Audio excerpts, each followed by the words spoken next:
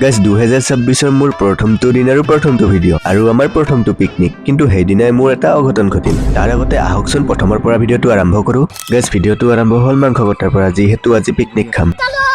finally মাংস কটা হৈ গ'ল আৰু মাংসখিনি মানে দুটা ভাগত ভাগ কৰা হৈছে এটা হ'ল ডাঙৰ মুৰ্গী আৰু এটা হ'ল সৰু মুৰ্গী গাইজ তাৰপিছত মই আহিলোঁ দোকানত ছোৱালী চাবৰ বাবে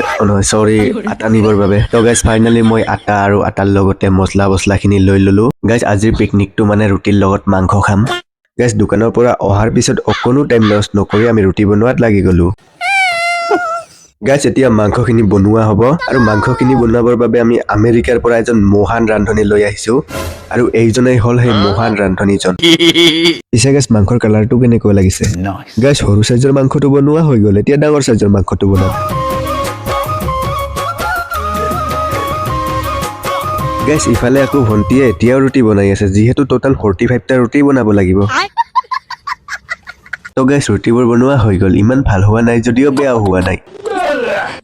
তো গাইজ ফাইনেলি এয়া খাবলৈ লৈছোঁ 5খন ৰুটি আৰু এয়া মাংসৰ তলত আৰু আছে এয়া দেখিবলৈ পাই আছে গাইজ এতিয়া আমি খাম ৰুটি আৰু লোকেল মাংস পিছে গাইজ আপোনালোকে এনেকৈ কেতিয়াবা খাই পাইছেনে গাইজ যদি খোৱা নাই কেতিয়াবা খাই চাবাচোন বহুত ভাল লাগে আৰু গাইজ মোৰ অঘটন হোৱা বুলি কৈছিলোঁ কিন্তু ইমান একো ডাঙৰ অঘটন হোৱা নাই যদিও মোৰ গাটো বেয়া হৈ আছিল মানে জ্বৰ আহি আছিল সেইবাবে মই ভিডিঅ'টো আপলোড দিব পৰা নাছিলোঁ তো অঘটনটো মানে এইটোৱে আছিল ইমান বেছি একো হোৱা নাছিল আৰু গাইজ ভিডিঅ'টো চাই যদি ভাল লাগিল তেনেহ'লে লাইক ছাবস্ক্ৰাইব নিশ্চয় কৰি দিব আৰু গাইজ আমি যিহেতু বৰলা সেইবাবে নিজে নদীত বাচনবোৰ ধুবলৈ আহিলোঁ তো গাইজ আকৌ লগ পাম নেক্সট এটা ভিডিঅ'ত